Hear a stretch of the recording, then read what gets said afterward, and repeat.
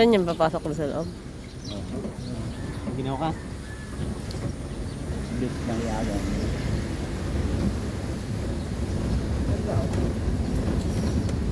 Meow, meow, meow, meow. Meow, meow, meow, meow, meow. Mama, mama, meow, meow. Meow, meow, meow, meow, meow.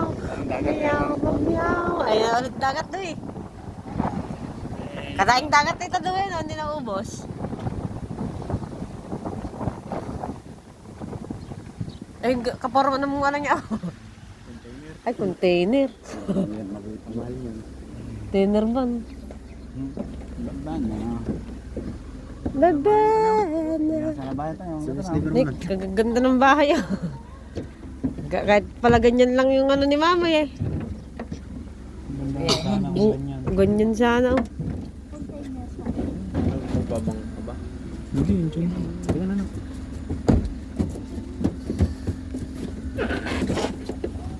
So, may container yan ano? Oo. Ate, kahit ganyan lang ka kay mama oh.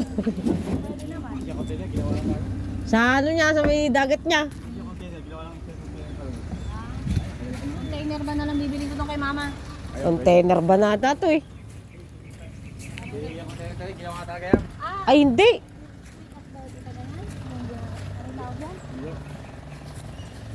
Ginawa talaga. Ang ganda ah. Yan, maganda oh. Taas bahay. At ang hirap. At oh, maganda.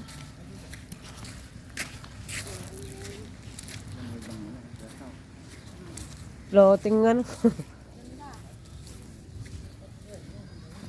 Ganyan ang gawin doon.